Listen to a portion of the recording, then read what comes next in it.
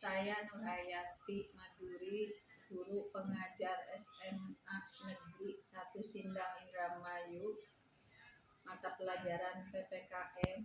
Dalam hal ini saya mengajar kelas 10 dan kelas 12. Nah, materi yang akan saya sampaikan adalah materi tentang kedudukan warga negara dan penduduk Indonesia.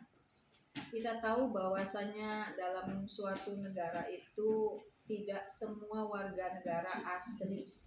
Di dalamnya itu pasti ada warga negara asing.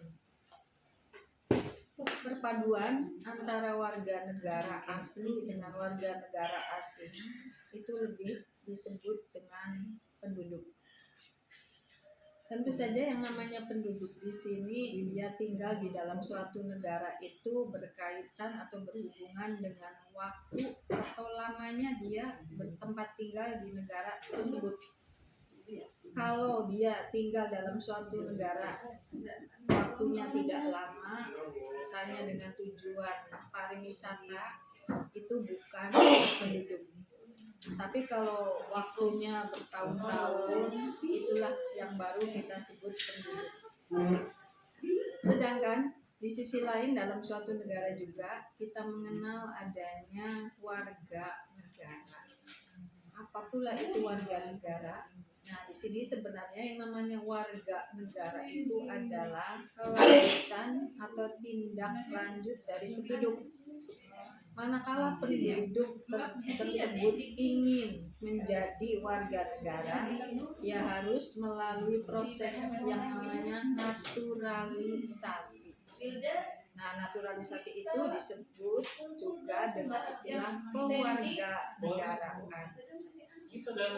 Syarat apa saja yang harus diajukan untuk warga negara asing yang ingin menjadi warga negara misalnya Indonesia?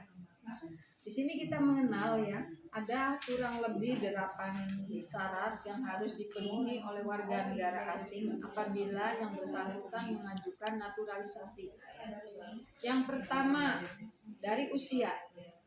Usia itu 18 tahun atau sudah menikah. Kemudian yang kedua, bertempat tinggal selama 5 tahun berturut-turut. Kalau tidak berturut-turut, maka 10 tahun. Yang ketiga, dia harus sehat jasmani dan sehat rohani. Kemudian yang keempat, selama tinggal menetap di Indonesia 5 tahun atau 10 tahun kalau tidak berturut-turut, itu tujuannya tidak lain dia mempelajari bahasa Indonesia, kemudian bagaimana dasar negara kita Pancasila, termasuk Undang-Undang Dasar 1945. Kemudian syarat yang lainnya adalah tidak pernah dipidana. Yang namanya tidak pernah dipidana, jangankan 1 tahun, 1 hari pun ini menjadi syarat dia tidak pernah melakukan tindak melawan hukum. Kemudian tidak boleh berkewarganegaraan double atau ganda. Yang ketujuh, mempunyai pekerjaan atau penghasilan tetap.